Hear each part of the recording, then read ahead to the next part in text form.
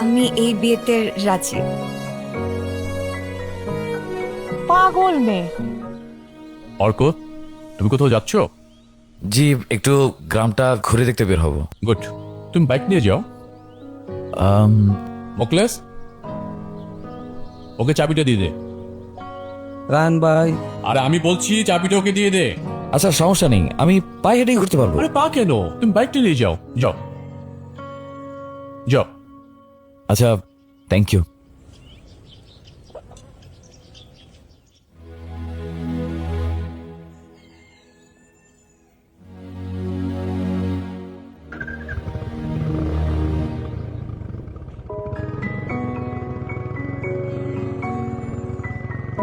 এই থামেন থামেন থামেন থামেন। কি, নীলাকে এখন চিনতে পারছেন না তাই না? চিনতে পারবো না কেন? সে বাস থেকে পিছু নিয়ে এখান পর্যন্ত চলে আসছেন কেন? এক্সকিউজ মি, কে কার পিছু নিয়েছে মানুষ খুব ভালো করেই জানে, বুঝছেন? পিছু আমি আপনার নিয়েছি না আপনি আমার নিয়েছেন? মানে? এখন তো আপনি কিছুই বুঝবেন না। আচ্ছা, আমাকে একটা কথা বলেন তো, ওই যে বাসের হেল্পারকে কত টাকা দিয়ে আমার পাশের সিটটা বুকিং করেছিলেন?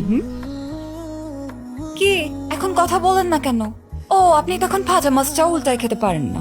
ওই যে ভিলেন আসা, বাসের চাকা পাংচার হওয়া, সব কিছু আপনার সাজানো নাটক ছিল তাই না? বাপরে বাপ, ভিলেনদের সাথে ফাইট করে নায়িকাকে সেভ করে তাকে ইমপ্রেস করার চেষ্টা। মনে মনে কত দূর চলে গেছে সে। অথচ আমি রেল লাইনে তখন যখন হাঁটা ধরতে বললাম ধরলেন না কেন? আমি যে পড়েছি পায়ের হাঁটুটা ছিলে ফেললাম, সেই দায়টা কার? কি বলতেছেন আপনি উল্টোপাল্টা? থাক, আপনার বুঝা লাগবে না।